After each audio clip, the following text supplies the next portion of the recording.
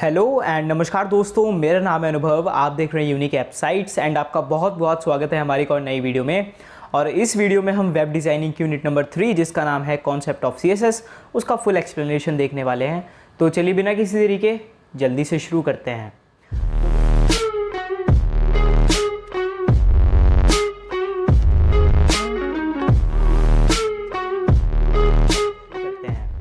तो दोस्तों, अगर हम यूनिट नंबर 3 जो है वेब डिज़ाइनिंग की उसके कंटेंट्स की बात करें तो सबसे पहले जो हमारे कंटेंट आते हैं वो है तो थोड़े से, और उन्हें ही देख लेते हैं। सबसे पहले तो हमारा आता है CSS कास्केडिंग स्टाइल शीट। क्या होती है, बेनिफिट्स क्या होते हैं यूज़ करने के, इसके बारे में देखेंगे। फिर उसके बाद CSS की प्रॉपर्टीज़ क्या क्या होती हैं उन बारे में देखेंगे। फिर उसके बाद इंसर्ट कैसे करते हैं अपने HTML डॉक्यूमेंट के अंदर, हम कैसे यूज़ कर सकते हैं इसको HTML डॉक्यूमेंट के अंदर, वो देखेंगे। फिर उसके बाद हम देखेंगे बॉक्स मॉडल क्या होता है। फिर उसके बाद सूडो क्लासेस के बारे में बात करेंगे।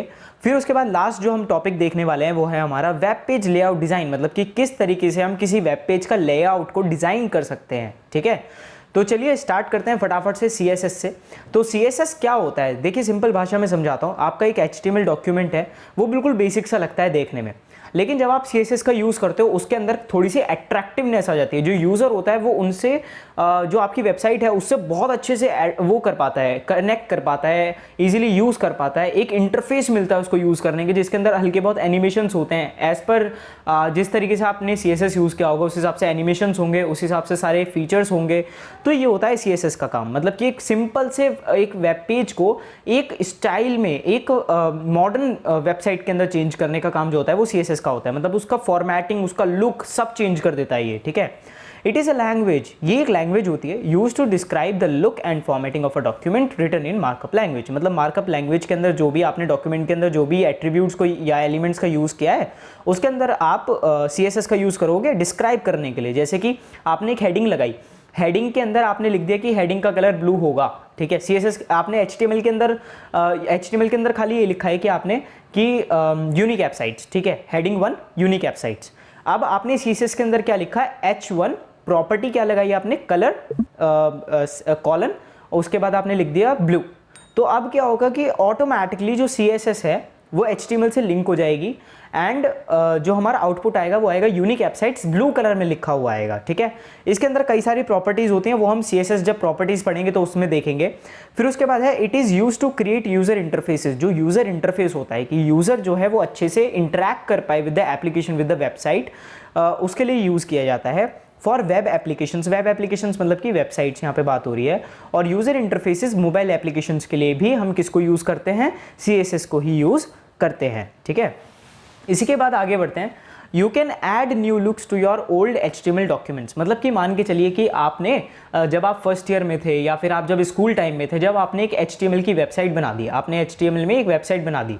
अब आपको पता चला अरे यार मैंने तो ये HTML की वेबसाइट बनाई थी लेकिन ये तो बिल्कुल बेसिक है, अब इसके अंदर मुझे CSS ऐड करना है।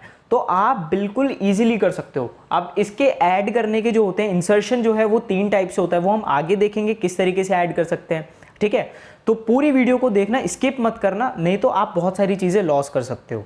तो अब क्या है कि आप नई जो लुक है अपनी पुराने HTML डॉक्यूमेंट्स के भी अंदर भी इंक्लूड कर सकते हो बिना किसी दिक्कत के। या फिर अगर आपने अपनी पुरानी वेबसाइट के अंदर पहले से ही CSS कोड को यूज़ कर रखा है तो फिर आप कुछ चेंजेस कर सकते हो उसके अंदर जिससे और ज़्यादा अट्रैक्टिवनेस बढ़ जाए। जैसे कि एग्जाम्पल देखा होगा आपने कि जब भी आप माउस को किसी बटन के ऊपर लेके जाते हो तो उसका कलर चेंज हो जाता है या फिर वो थोड़ा सा डार्क हो जाता है ना। तो ये CSS की हेल्प से होता है। ये एक एनिमेशन टाइप की चीज़ होती है जो होवर एक प्रॉपर्टी होती है CSS के अंदर, उसको यूज़ करने से आप यूज़ कर सकते हो उसको। ठीक है, तो ये CSS जब हम डीपली पढ़ेंगे तब देखेंगे। अब क्या है कि major benefits of using CSS, major benefits कौन कौन से होते हैं, तो यहाँ पे 3 बेनिफिट्स के हम बारे में बात करेंगे। सबसे पहला है सॉल्व बिग प्रॉब्लम। कौन सी बड़ी प्रॉब्लम है, तो सबसे पहली जो हमारी प्रॉब्लम है वो ये है कि अगर आपको किसी HTML वेब पेज का अगर आपको फॉन्ट साइज चेंज करना है, कलर चेंज करना है, बैकग्राउंड चेंज करना है या फिर जो भी चेंज करना है वो आपको बार बार लिखना पड़ेगा। मान के चलिए कि अब मेरी एक वेबसाइट है, ठीक है, एक मेरी वेबसाइट है। अब उसके अंदर मैं कौन कौन से पेजेस यूज़ करूँगा। सबसे पहले एक तो मेरा अबाउट पेज होगा जो बेसिक सी बात करते हैं, कॉन्टैक्ट होगा। ठीक है, उसके अलावा मेरी एक हेडर होगा, ठीक है, और एक फुटर होगा। तो अब क्या होगा, ये मेरे 4 पेजेस बन गए। एक अबाउट का एक पेज बन गया, दूसरा कॉन्टैक्ट का बन गया, तीसरा आप हेडर का कह भी सकते हो, नहीं भी कह सकते हो, या फिर हम कह सकते हैं कि चलो ये तीन में दोनों इंक्लूडेड है, ठीक है। तो अब क्या है कि अब आपके 3 वेब पेज बन गए, एंड तीनों वेब पेज के अंदर आपको जो CSS लगानी पड़ेगी, सॉरी जो आप HTML के अंदर डिजाइनिंग कर रहे हो वो आपको हर पेज के अंदर अलग अलग करनी पड़ेगी। अगर CSS ना होता तो आपको हर पेज के अंदर जो डिजाइनिंग है वो अलग अलग करनी पड़ेगी। अब CSS है तो आपको बस प्रॉपर्टीज को इसके अंदर डिफाइन करना है, और वही प्रॉपर्टीज आपको CSS के अंदर डिफाइन करनी है, एंड हेंस आपका काम हो गया। आपको बार बार डिफाइन करने की जरूरत नहीं है, एक बार डिफाइन कर दिया, बात खत्म, ठीक है। But with CSS we can write all tags and attributes and simply import them in HTML document, ठीक है जी। अब ये रिकमेंडेशन किसकी थी, ये किसने बोला करने को, ये बोला W3C ने, ठीक है। W3C एक काउंसिल है, उसने ये वाला रिकमेंडेशन दिया कि आप जो है एक ऐसी लैंग्वेज बनाओ जो कि HTML जो मार्कअप लैंग्वेज है उसके फॉर्मेटिंग और जो लुक है उसको चेंज कर दे, ठीक है। Saves a lot of time तो बचेगा ही, क्योंकि इसके अंदर हमें हर एक वेब पेज के अंदर हर एक एलिमेंट की एट्रीब्यूट को बार बार डिफाइन करने की, स्टाइल करने की ज़रूरत नहीं है। एक बार स्टाइल कर देंगे, एक बार डिज़ाइन कर देंगे, Ctrl+C कंट्रोल भी करेंगे, बात खत्म, ठीक है। CSS styles are saved in external CSS, जो CSS के स्टाइल्स है वो हम एक्सटर्नल CSS के अंदर भी सेव कर सकते हैं। मतलब कि एक तो आपका बन गया .html, ठीक है। .html मतलब कि एक फाइल बन गई आपकी .html की, और दूसरी फाइल बनेगी आपकी .css की, ठीक है। अब आपके पास 3 ऑप्शंस होते हैं इंसर्ट करने के, या तो आप HTML के अंदर ही इंसर्ट कर दो, और इंसर्ट करने के भी 2 तरीके होते हैं। एक होता है इनलाइन, ठीक है, और दूसरा होता है आपका इंटरनल, ठीक है। और अगर आप .css फाइल बना रहे हो तो इसे आप बोलोगे एक्सटर्नल, क्या बोलोगे, एक्सटर्नल, ठीक है। अब अगर आप इनलाइन यूज कर रहे हो तो HTML डॉक्यूमेंट के अंदर ही एडिट करना पड़ेगा, इंटरनल यूज कर रहे हो तब भी HTML डॉक्यूमेंट के अंदर ही करना पड़ेगा। लेकिन अगर आपने .css फाइल यूज करी है तो आप एक्सटर्नली चेंज कर सकते हो। एक्सटर्नली चेंज करने का मतलब क्या है, मान के चलो मेरे को एक प्रोजेक्ट हैंड ओवर करना है क्लाइंट को, एंड वो मैंने जल्दी जैसे मेरे से तोड़ मरोड़ के जैसे भी है मैंने बना के दे दिया, ठीक है। लेकिन मुझे पता है कि इसके प्रोजेक्ट में कोई ना कोई दिक्कत आएगी, तो मैंने क्या किया, जो लुक है, जो फील है उस वेबसाइट का वो अभी अप टू द मार्क नहीं है, लेकिन बस मुझे हैंडओवर करना था इसलिए मैंने दे दिया, ठीक है। या फिर मेरी लॉन्च डेट है, मेरी एक वेबसाइट है, उसे मुझे लॉन्च करना है और लॉन्च डेट जो है वो आ चुकी है एंड वेबसाइट का काम पूरा नहीं हुआ है, तोड़ मरोड़ के जैसे भी जो भी CSS लगा मेरे से, जो भी लुक एंड फील बना, जो भी UI बना, मैंने लगाया एंड मैंने लॉन्च कर दी। लेकिन उस CSS फाइल के ऊपर जो एक्सटर्नल CSS फाइल है उसके अंदर मैं अभी भी काम कर सकता हूं, और जैसे ही मैं उस CSS फाइल को ही वो करूंगा, रिप्लेस करूंगा, तुरंत मेरी जो वेबसाइट है उसका लुक एंड फील चेंज हो जाएगा बिना वेबसाइट के कोड्स को छेड़े, ठीक है। ऐसा होता है। प्रोवाइड्स मोर एट्रीब्यूट्स का मतलब है जो HTML है वो हमें limited attributes, limited styles use करने के लिए अलाउ करती है, जबकि जो CSS है उसके अंदर बहुत सारे स्टाइल्स हैं, बहुत सारी चीज़ें जिन्हें हम यूज़ कर सकते हैं, ठीक है, जिससे हम लुक एंड फील जो है अपनी वेबसाइट का और ज़्यादा इंप्रूव कर सकते हैं, ठीक है जी। चलिए फिर हम आगे बढ़ते हैं, आगे बात करते हैं हम CSS प्रॉपर्टीज़ की। तो CSS प्रॉपर्टीज़ क्या होती है, they are used to set the style और assign behaviour of HTML elements, मतलब कि कौन से एलिमेंट का कौन सा स्टाइल होगा, क्या बिहेवियर होगा, ये सारी चीज़ें सेट करने के लिए काम आती है, वो होती है CSS की प्रॉपर्टीज़।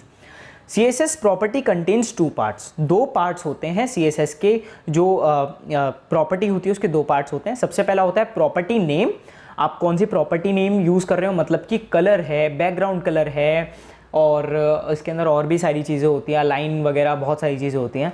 फिर उसके बाद है आपकी प्रॉपर्टी वैल्यू मतलब कि कितना, जैसे आपने कह दिया कि विड्थ जो है, इसकी विड्थ लिख दिया है यहाँ पे आपने, प्रॉपर्टी नेम में विड्थ लिख दिया, ठीक है।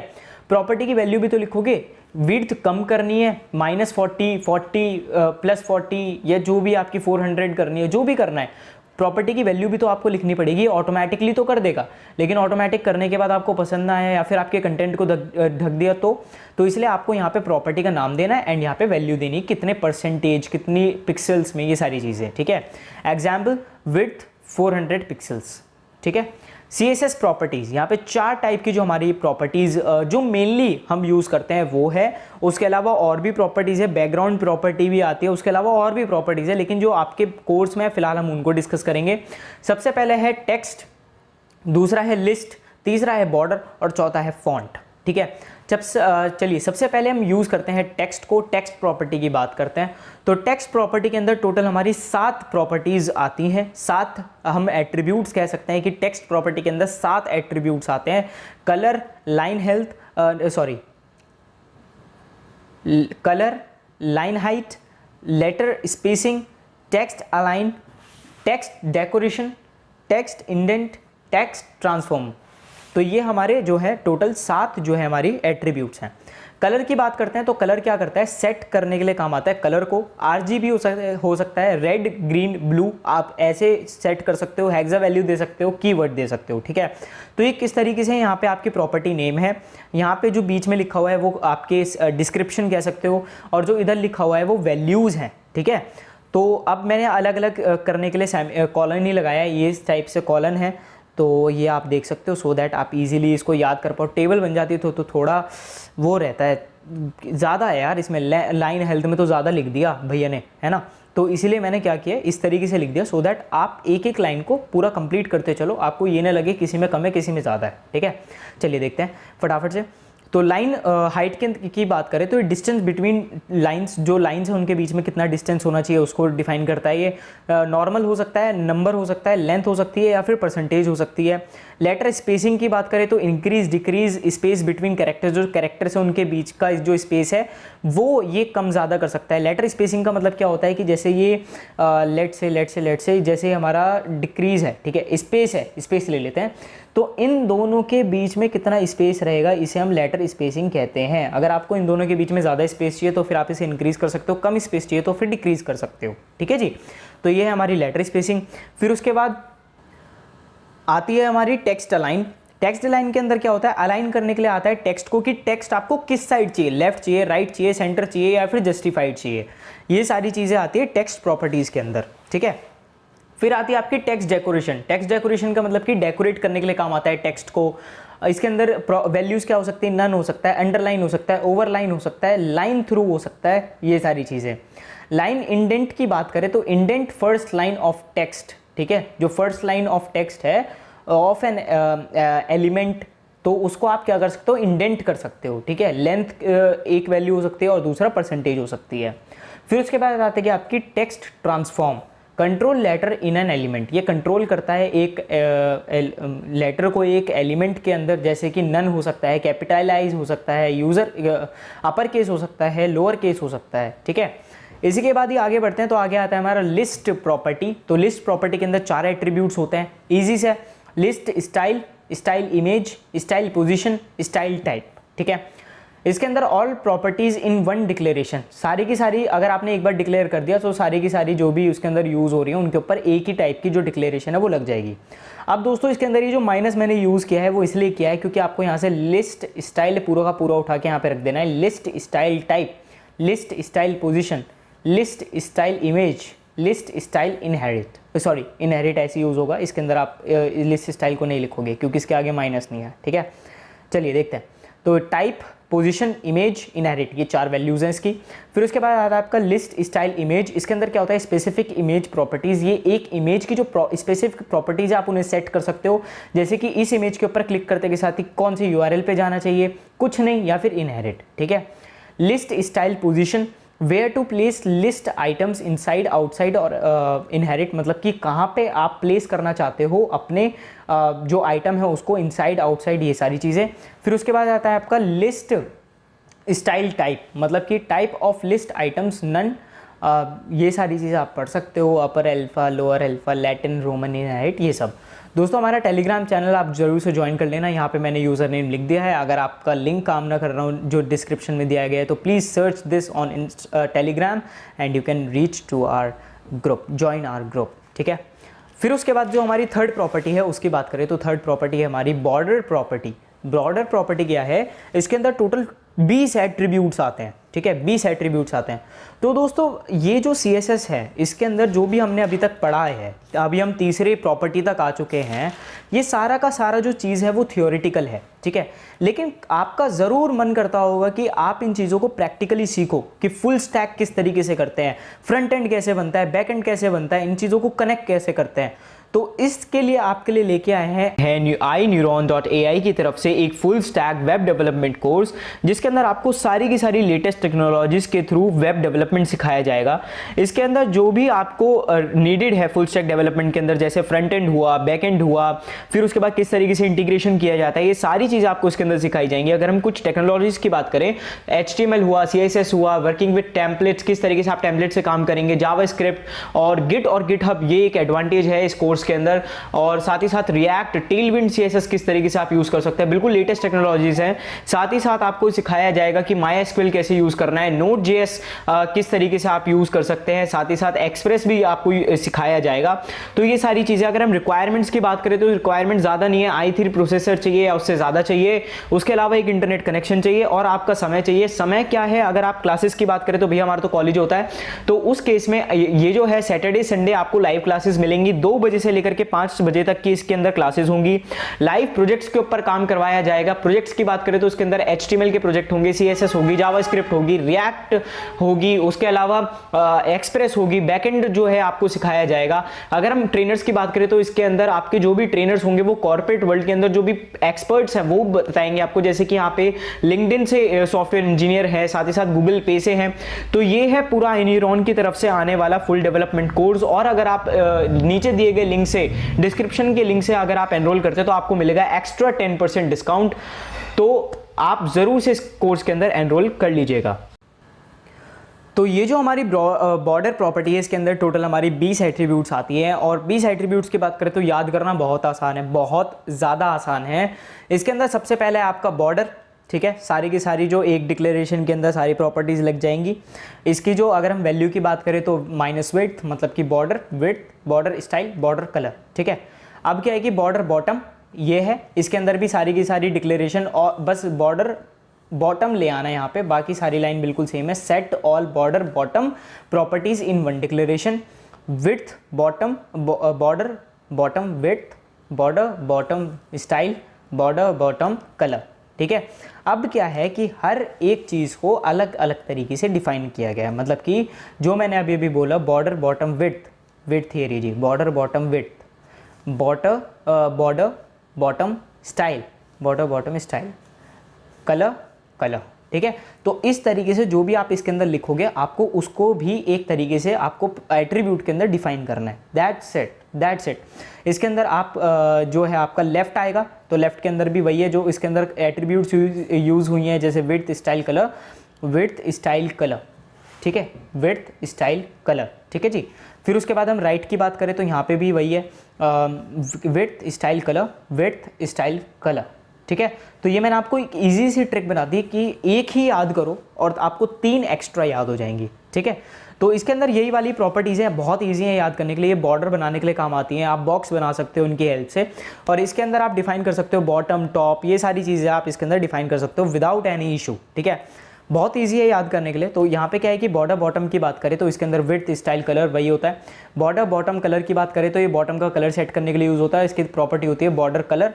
फिर उसके बाद बॉर्डर स्टाइल की बात करें तो बॉर्डर जो बॉर्डर का स्टाइल होने वाला है वो आप देख सकते हो, डार्क हो, ज़्यादा हो, जो भी है चीज़ें बॉर्डर स्टाइल सेट कर सकते हो। फिर उसके बाद बॉर्डर बॉटम विड्थ सेट कर सकते हो। बॉर्डर विड्थ इसके अंदर आपको एट्रीब्यूट यूज़ करना होगा, वैल्यू यूज़ करनी होगी। फिर उसके बाद बॉर्डर कलर की बात करें तो इसके अंदर कलर का सीधा सीधा आप नाम लिख सकते हो, हेक्स वैल्यू यूज़ कर सकते हो, RGB लिख सकते हो, RGB मतलब कि रेड ग्रीन ब्लू की वैल्यू अलग अलग लिख सकते हो या फिर इनहेरिट कर सकते हो, ठीक है।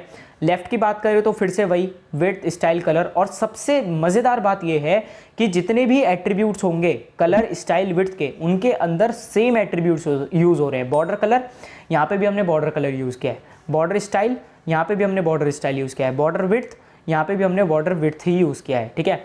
तो जहाँ पे आपका कलर स्टाइल विड्थ आएगा वहाँ पे सेम एट्रीब्यूट्स यूज़ करने हैं विदाउट एनी इशू, ठीक है। राइट के अंदर भी वही सीन है, जब आप राइट बॉर्डर को सेट कर रहे होगे तो विड्थ स्टाइल कलर सेट करोगे, वही एट्रीब्यूट्स दोबारा से लगाओगे, ठीक है। बॉर्डर स्टाइल को सेट करोगे तो इसके अंदर कुछ वैल्यूज़ हैं, नन है, हिडन है, डॉटेड है, डैश्ड है, सॉलिड है, डबल है, ग्रूव है, रिज है, इनसेट, आउटसेट, इनहेरिट, ये सारे इसके बॉर्डर के स्टाइल हो सकते हैं। फिर उसके बाद आती है आपकी बॉर्डर टॉप। बॉर्डर टॉप का क्या मतलब है, set all top border properties in one declaration, width style colour. इसके अंदर भी वही है, सेम प्रॉपर्टीज, सेम एट्रीब्यूट्स, सारी चीज़ें सेम। बॉर्डर विड्थ की बात करें तो थिन हो सकता है, मीडियम हो सकता है, थिक हो सकता है, लेंथ हो सकती है या फिर इनहेरिट हो सकता है। तो इसी के साथ हमारी तीसरी प्रॉपर्टी खत्म होती है। चौथी प्रॉपर्टी की बात करते हैं तो वो आती है हमारी फॉन्ट प्रॉपर्टीज़। फॉन्ट प्रॉपर्टीज़ का मतलब क्या होता है, इसके अंदर टोटल हमारी 6 ही होते हैं total. Font, font family, font size, font style, font variant and last हमारी आती है फॉन्ट वेट। मतलब कि फॉन्ट क्या होता है, मतलब कि जो हम टेक्स्ट देख रहे हैं उसे ही हम फॉन्ट कहते हैं, कि हम जो टेक्स्ट देखा हमने वो किस स्टाइल में है, वो कौन सी स्टाइल में लिखा हुआ है, जैसे कि एरियल हुआ है, टाइम्स रोमन हुआ है, ये सारे जो होते हैं हमारे फॉन्ट्स होते हैं, राइट। तो अगर आप इसके अंदर एक प्रॉपर्टी होती है कि अगर आपने फॉन्ट यूज़ किया है तो सारे के सारे जो डिक्लेरेशन है वो ऑटोमेटिकली वो हो जाएंगे, प्रॉपर्टी लग जाएगी सारे एट्रीब्यूट्स के ऊपर। फॉन्ट स्टाइल यूज़ कर सकते हो, फॉन्ट वेरिएंट यूज़ कर सकते हो, फॉन्ट वेट यूज़ कर सकते हो, साइज यूज़ कर सकते हैं, family, caption, icon, menu, message box, small caption, status bar, inherit, ये सारे के सारे जो होते हैं फॉन्ट्स की प्रॉपर्टीज़ होती हैं, ठीक है, एट्रीब्यूट्स होते हैं। फॉन्ट फैमिली की बात करें तो 3 ही टाइप की वैल्यूज़ होती हैं। फॉन्ट फैमिली नेम यूज़ कर सकते हो डायरेक्टली, या फिर जेनेरिक फैमिली यूज़ कर सकते हो, या फिर इनहेरिट लिख सकते हो आप। फिर आती है आपकी फॉन्ट साइज़। फॉन्ट साइज़ की बात करें तो इसके अंदर भी थोड़े से साइजेस होते हैं, जैसे XXL small, XX small, double XS, ठीक है, XS एक्स्ट्रा स्मॉल। फिर उसके बाद आती है आपको small, medium, large, extra large, XXL, smaller, larger, length, percentage and inherit. Font style की बात करें normal, italic, oblique and inherit, ठीक है। फॉन्ट वेरिएंट की बात करें तो मतलब कि specific text displayed should be in small caps और नॉट, मतलब कि जो स्पेसिफिक टेक्स्ट है उसे आप स्मॉल कैप्स में ही दिखाना चाहते हो या फिर नहीं, ठीक है। तो उसके लिए आप क्या यूज़ करोगे, फॉन्ट वेरिएंट यूज़ करोगे। वैल्यूज़ की बात करें तो normal, small caps, inherit. Font weight की बात करें तो मतलब कि कितना गाढ़ापन आप कह सकते हो एक तरीके से, नॉर्मल, बोल्ड, बोल्डर, लाइटर, 100, 200, 300, 400, 500, 600, 700, 800, 900 और इनहेरिट, ये वैल्यूज़ हैं, इन्हें आप डायरेक्टली यूज़ कर सकते हो। तो दोस्तों ये थी हमारी फॉन्ट प्रॉपर्टीज़। तो इसी के साथ जो हमारी 4 प्रॉपर्टीज़ थी CSS की वो ख़त्म हो जाती हैं। और दोस्तों प्रैक्टिकली अगर यूज़ करना है तो आप iNeuron का कोर्स ज़रूर ले लेना, आपको बहुत हेल्प होगी। फिर उसके बाद हम आगे देखते हैं, तो आगे आता है हमारा इंसर्ट CSS। तो दोस्तों अब हम किस तरीके से इंसर्ट करने वाले हैं CSS को, या फिर यूज़ करने वाले हैं CSS को अपने HTML डॉक्यूमेंट्स के अंदर, हम उस बारे में पढ़ेंगे। और दोस्तों आगे बढ़ने से पहले प्लीज़ हमारे चैनल यूनिक एप्स को सब्सक्राइब कर देना, वीडियो को लाइक कर देना, शेयर कर देना अपने दोस्तों को, और प्लीज़ मुझे कमेंट सेक्शन में ज़रूर बताना अगर आपका कोई फीडबैक हो, कोई सजेशन हो। और टेलीग्राम चैनल जो है हमारा उसे ज़रूर ज्वाइन कर लीजिएगा आप, ठीक है। तो चलिए देखते हैं कौन कौन से टाइप होते हैं इंसर्शन के और किस तरीके से भैया इंसर्ट कर सकते हैं। वेबसाइट बनाना स्टार्ट करते हैं, कोर्स तो ले ही लिया होगा, चलिए देखते हैं। सबसे पहले हमारा इनलाइन CSS। इनलाइन CSS के अंदर क्या होता है, जैसे जैसे आप HTML लिखते जा रहे हो वैसे वैसे आप स्टाइलिंग करते जा रहे हो, उसे बोलोगे आप inline CSS। Simple, apply style to a single HTML element, एक एलिमेंट, सिंगल HTML एलिमेंट के अंदर आप क्या करोगे, स्टाइल करोगे। We need to use style attribute in HTML element, मतलब कि स्टाइल एट्रीब्यूट का यूज़ करके हम CSS यूज़ कर सकते हैं HTML एलिमेंट के अंदर। जैसे कि एग्जाम्पल देखते हैं, H1 heading 1 style is equals to colour blue, या blue heading, P paragraph style is equals to colour red, और रेड पैराग्राफ, ठीक है, समझ गए आप। मतलब कि ये है HTML टैग, H1 जो है वो एक HTML टैग है, लेकिन इसके अंदर हमें CSS यूज़ करनी थी, तो इसलिए हमने एंड टू एंड क्या लिख दिया, style is equals to colour blue. यहीं पे हमने प्रॉपर्टी लगा दी, स्टाइल लगा दिया कि कलर क्या होना चाहिए भैया, इस हेडिंग का ब्लू होना चाहिए। तो यहाँ पे जो हमने लिखा हुआ है टेक्स्ट वो कलर ब्लू में आएगा, ब्लू हेडिंग आएगी उसकी, ठीक है। पैराग्राफ जो है वो एक HTML वो है, HTML एट्रीब्यूट है। अब यहाँ पे हमने CSS यूज़ करनी थी, तो फिर से हमने style is equals to define कर दिया जो भी प्रॉपर्टी है, और जो भी हमारा टेक्स्ट है वो किस में आएगा, रेड कलर के टेक्स्ट में आएगा, ठीक है। इंटरनल CSS की बात करते हैं, तो इंटरनल CSS में क्या होता है, define style for a single HTML page. एक पूरा जो सिंगल HTML पेज होता है उसके जो स्टाइलिंग होती है वो एक जगह लिखी जाती है उसी HTML डॉक्यूमेंट के अंदर। डिफाइन इन हेड सेक्शन, जो हेड सेक्शन होता है उसके अंदर ये डिफाइंड होती है, and with in style element, और इसके अंदर भी क्या यूज़ करते हैं, हम स्टाइल एलिमेंट का ही यूज़ करते हैं। Implies style on all like H1 to blue and P to red, मतलब कि जो आप स्टाइल यूज़ कर रहे हो, अगर आपने लिख दिया कि H1 को ब्लू में कन्वर्ट करना है, जैसे कि H1 यहाँ पे हमने देखा था h1 style is equals to colour blue. अगर आपने यही वाला काम इंटरनल CSS में कर दिया तो सारी की सारी जो हेडिंग 1 है वो सारी की सारी एक ही कलर में हो जाएंगी और जितने भी पैराग्राफ हैं वो एक कलर में हो जाएंगे। ठीक है जी, ये होती है हमारी इंटरनल CSS। फिर हम बात करते हैं एक्सटर्नल CSS की। तो एक्सटर्नल CSS के अंदर क्या होता है, use to define style to many HTML pages. मतलब कि एक बार आपने HTML लिख दिया, फिर उसके बाद आपने CSS लिख दिया। अगर आप ये चाहते हो कि अब मैं इस CSS को दूसरी वेबसाइट पे यूज़ करूँ तो आप वो भी कर सकते हो, वो भी पॉसिबल है। ठीक है, to use add link to head section, और इसके लिए हमें लिंक को ऐड करना पड़ेगा हेड सेक्शन के अंदर। इसके अंदर हम स्टाइल यूज नहीं करेंगे, इसके अंदर हम क्या करेंगे, लिंक यूज करेंगे, मतलब href यूज करेंगे, जिससे हमारी हेड सेक्शन के अंदर क्या हो जाए, लिंक हो जाए CSS file. Facilitate to change look और entire website by changing just one file. और जब जस्ट वन फाइल चेंज करने से आपकी पूरी की पूरी जो वेबसाइट है उसका जो लुक है वो चेंज हो सकता है।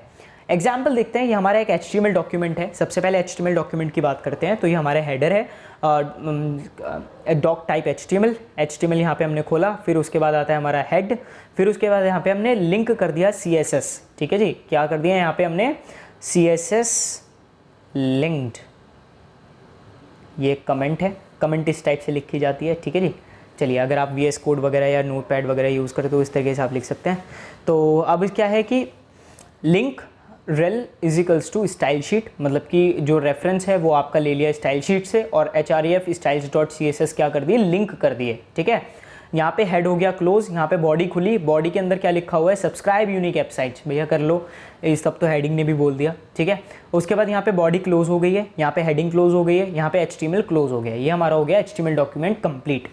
अब क्या हुआ है कि जो हमारी style.css है उसके अंदर हमने क्या किया, यहाँ पे डिफाइन कर दिया बॉडी बैकग्राउंड कलर ब्लू, मतलब कि जो पूरी की पूरी बॉडी होगी, ये पूरी की पूरी जो बॉडी है, बॉडी कहाँ खुली, बॉडी कहाँ खुली, यहाँ खुली है बॉडी, यहाँ से लेकर के यहाँ तक का जो भी सेक्शन होगा वो पूरा सेक्शन कौन से कलर में होगा, बैकग्राउंड कलर क्या होगा उसका, ब्लू होगा। ठीक है, H1, अब यहाँ पे किसकी प्रॉपर्टी डिफाइन हुई है, H1 की, H1 colour black, H1 colour black, मतलब कि जो H1 है हमारा उसका कलर क्या होगा, सब्सक्राइब यूनिक वेबसाइट्स जो लिखा हुआ है हमारा उसका कलर क्या होगा, ब्लैक कलर होगा। ठीक है, साथ ही साथ एक प्रॉपर्टी और लिखी हुई है P कलर रेड, लेकिन हमने तो भैया कहीं यूज़ किया ही नहीं है P।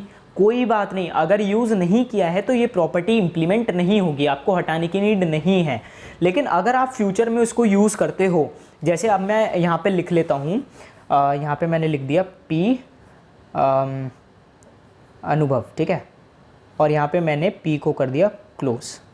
ठीक है, अब मैंने ये काम फ्यूचर में किया है, अब मैंने ये काम फ्यूचर में किया है। ठीक है, तो अब क्या होगा, जैसे ही मैं अपने वेब पेज को खोलूंगा तो वहाँ पे जो मेरे को अनुभव शो होगा, जो लिखा हुआ शो होगा, वो कौन से कलर में होगा, रेड कलर में शो होगा। ठीक है, जब तक आप इस प्रॉपर्टी को यूज़ नहीं कर रहे हो कोई बात नहीं, आपकी बिल्कुल वेबसाइट वही एट्रीब्यूट्स को यूज़ करेगी जो पहले से ही यूज़ हो रहे हैं आपके HTML डॉक्यूमेंट के अंदर।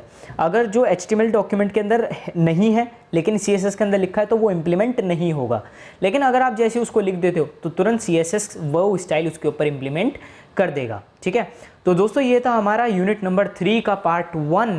क्योंकि ये यूनिट थोड़ी सी लंबी है और मैं नहीं चाहता था कि वीडियो लंबी हो, और इसी वजह से मैंने जो है इसके 2 पार्ट बनाने का डिसीजन लिया है। तो ये है वेब डिज़ाइनिंग की यूनिट नंबर 3 का पार्ट 1, कॉन्सेप्ट ऑफ CSS।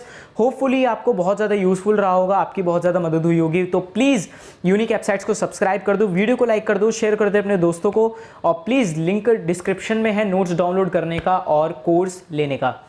हम मिलते हैं नेक्स्ट वीडियो में। जय हिंद, जय Bharat. Thanks for watching unique websites.